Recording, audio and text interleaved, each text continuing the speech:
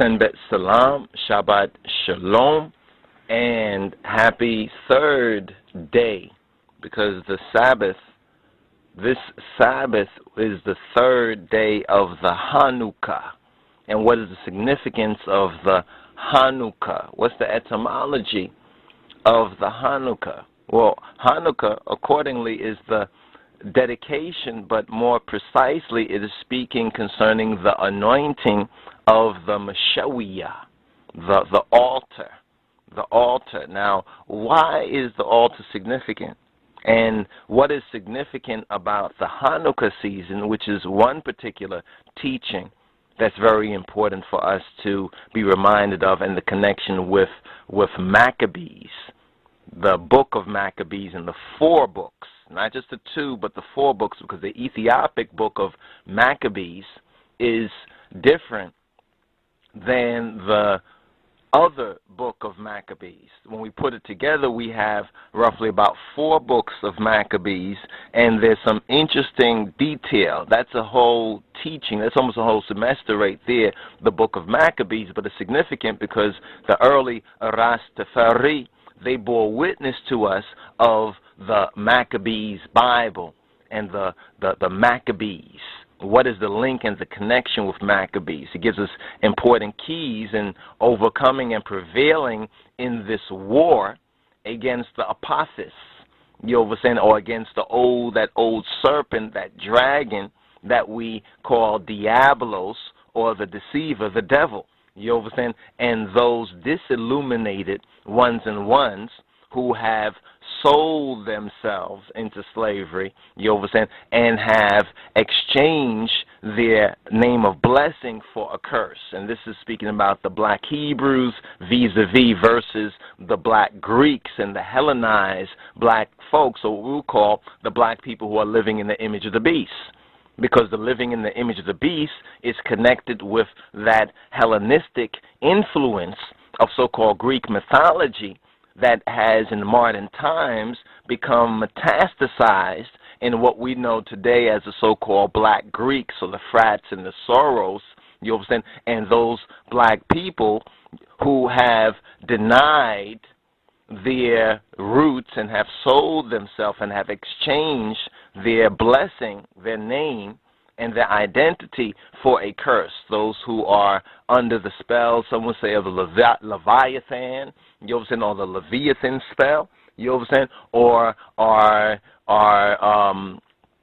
basically, I like to use what the scripture says, initially living in the image of the beast. Now, this is very interesting because we have this Sabbath, we're touching on the story of Joseph. So I want to remind my brothers and my sisters and those who are studying with us is of the other postings concerning the Amirs, the Amhara, or the Afra-Amhara kin, the kin of the Amhara, because what we learn from the Ethiopic Genesis and what we're learning here with Joseph, and about to learn, if you have not learned it already, what we're about to learn in this particular sabbatical reading and study that is from Genesis chapter 41 to Genesis 44 and 17, that concerns the dream of PhaRAoh, the dream of Pharaoh. And what is interesting and important about Joseph now, the account of Joseph, whom Macy, in his work, Ancient Egypt, Light of the Bible, says that Joseph, as a form of the young solar God, or the young solar Elohim, or the young father, he's on the father or the paternal side of the divinity in Israel, who was EU, or Yo, IU, or EU, or Yo. They say the ass-headed Sith, the ass-headed Sith. Now, there's a lot that needs to be explained here, because here is where the symbology gets confused in the hearts and minds of many people. But when we look in the prophetic books of the Hebrews, we see the same symbology, which is explained after the initiation or illumination of the Ibrawiyan, or the Hebrews. So this is why when we speak about being born again, because they say that the spiritual things are foolishness for the natural man, because the natural man cannot understand it from his so-called natural perspective. He must go to the spiritual. He must be born again. But in order to be born again, that old must die. This is where Maccabees is interesting in the period of Yehuda. Maccabi or Judas Maccabeus is very important, as those Hebrews were resisting the Gentile influences which were corrupting them.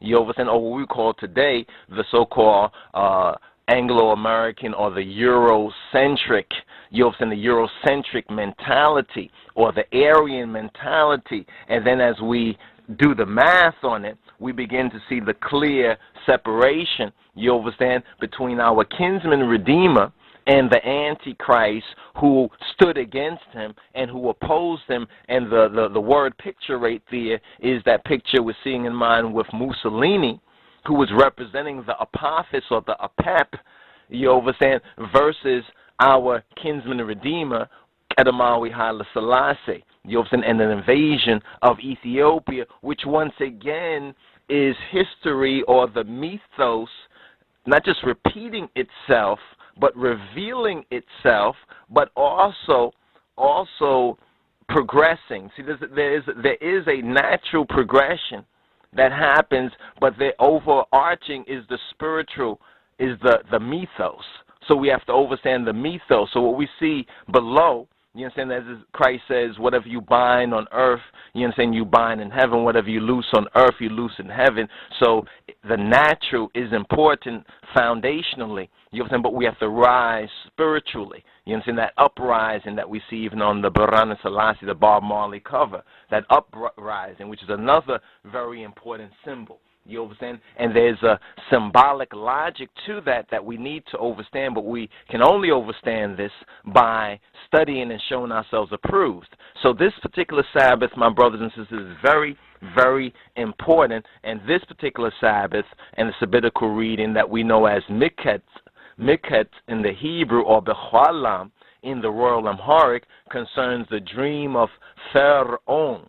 The dream of PhaRAoh. Now, we mentioned a little bit earlier in the previous portion concerning Joseph and this particular dream, and let's see if we can scroll this forward to the respective place that Macy says some very important matters concern. Okay, here we are right here. It's talking about this land of corn. It says this land of corn, and we're on page, we're in ancient Egypt, light of this world. We're about on page 10.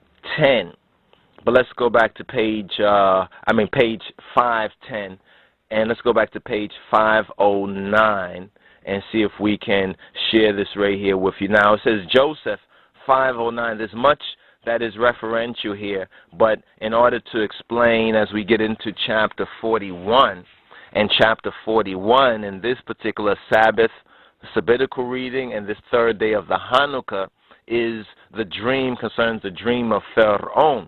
Now, Joseph, he is about to become the Adon or the Aten over all the land of Egypt, or the visible symbol, you understand, of the solar Elohim, or God the Father's symbol of rulership over the land of Kemet, or the Kam, the land of Kam, the land of Gupt, the double land or the double earth of Egypt in the Amenta. Now, it's important to recognize that in the Egyptian there are two names for the coming son. One is the EU, the Su, or So, or Iusu, or Jesus, Iesus, and the other is EU, or Iu, the Sif, or Safe, Joseph. Now, when the so-called wandering Hebrew, or the wandering Jew that was named the Cartaphales, the Cartaphiles, when they became a Christian, he's called Joseph. He is called a Joseph and said to have fallen into a trance once every century, and to have risen again at 30 years of age. So we began with the last sabbatical study, Wayesheb, where Yosef was about 17 years of age. Now we're going to continue with Yosef at the age of Salasa, or at the age of 30. And that is the age that the Harui, or the Horus, the chosen, the adult, in his second event, and also of Jesus, or Yehoshua, in the Gospels, as well as when Yosef, or Joseph, when he became the Adon, or the Aten, over the land of Egypt, which is the double land, or the double earth of Egypt in Amenta. And Amenta was called the land of the west. Some say the land of the dead. But ironically, we as Beta Israel was sold into the land of the west, the Amenta.